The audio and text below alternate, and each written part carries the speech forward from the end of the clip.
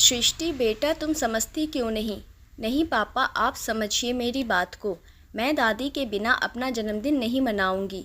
अरे बेटा समझा करो, होटल में पूरी तैयारी हो गई है तुम्हारे जन्मदिन की, और तुम अभी ये क्या लेके बैठी हो? पापा, होटल में हमारे साथ दादी भी चलेंगी। बेटा, तुम्हारी दादी को चलने में बहुत परेशानी होती है और खाना खाते समय कपड़े भी गंदे कर देती है। बेटा तुम समझो, वहाँ सब मेरे ऑफिस के लोग आएंगे, अपने अपने परिवार के साथ, दोस्त रिश्तेदार सब आएंगे। माँ का इस तरह सब गंदा करना कैसा लगेगा? पापा, आप दादी की चिंता ना करिए, मैं उन्हें संभाल लूँगी। बस मैं दादी के बिना अपना जन्मदिन नहीं मनाऊँगी। पापा, आप, मम्मी, भैया, भाभी, मैं, हम पांचों उंगलियां जाएं और जिस पंजे ने हमें आज तक संभाले रखा उसे यहीं छोड़ दें, ये तो गलत है ना पापा? बिना पंजे के हम सब उंगलियां किसी काम की नहीं हैं। जब हम सब उस पंजे का साथ मजबूती से पकड़ेंगे तभी हम सब साथ रह पाएंगे और रिश्तों को प्यार दे पाएंगे। पापा प्लीज़ ना पापा, दादी को मैं गंदा नहीं करने दूंगी। बहुत ज़िद्दी हो तुम। ठीक है, तैयार हो जाओ सब जल्दी, समय हो रहा है पार्टी का। थैंक यू पापा, कहते हुए सृष्टि खुद तैयार हुई। फिर दादी के कमरे में जाकर उनको डायपर पहनाया और उन्हें गुलाबी और सफ़ेद रंग की साड़ी पहनाई। फिर उनके बाल बनाए और उन्हें अच्छे से तैयार करके बाहर जैसे ही लाई, सब दादी को देखकर हैरान रह गए कि कितनी प्यारी लग रही है। शेखर की तो नज़र ही नहीं हटी अपनी माँ से। आज उसकी माँ कितनी प्यारी लग रही है इस गुलाबी साड़ी में। फिर सब पार्टी में गए। वहाँ भी सृष्टि अपनी दादी का पूरा ध्यान रख रही थी, साथ ही साथ आए हुए मेहमानों का अभिवादन भी कर रही थी। उसने केक भी अपनी दादी के साथ काटा और उनको अपने हाथ से खाना खिला रही थी। पार्टी बहुत अच्छे से संपन्न हुई और सभी घर आ गए।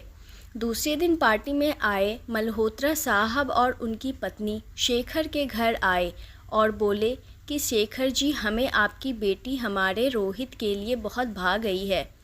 कल जब इसे हम तीनों ने देखा तो देखते ही रह गए। जो बच्ची अपनी दादी का इस तरह ध्यान रख सकती है वो तो हमारे घर को स्वर्ग बना देगी। मल्होत्रा साहब की पत्नी ने अपनी झोली आगे बढ़ा दी और कहा कि हमें बस सृष्टि को अपने घर की बहू बनाने दीजिए। रोहित को भी सृष्टि बहुत पसंद है। शेखर रोहित को बहुत अच्छे से जानता था और वो भी चाहता था कि उसकी बेटी सृष्टि की शादी मल्होत्रा साहब के बेटे रोहित से हो।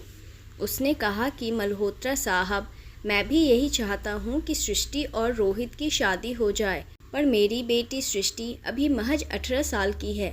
इतनी जल्दी मैं उसकी शादी नहीं कर सकता। अभी उसे पढ़ना है, वो MBBS की तैयारी कर रही है।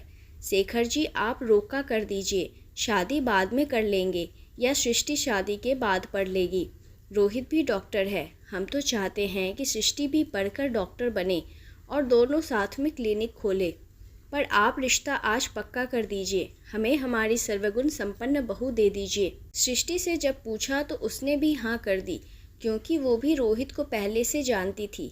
जब रिश्ता पक्का हुआ और सब मेहमान चले गए अपने घर, तब शेखर अपनी माँ के कमरे में गया। उसकी माँ उसे देखकर बोली, क्या हुआ बेटा? तब वो अपनी माँ की गोदी में सिर रखकर बोला, माँ मुझे माफ़ कर दो, मैंने अपने काम के चक्कर में तुम्हारे पर कभी ध्यान ही नहीं दिया। सही कह रही थी सृष्टि, पंजा ही ना होगा तो हम उंगलियां किस काम की?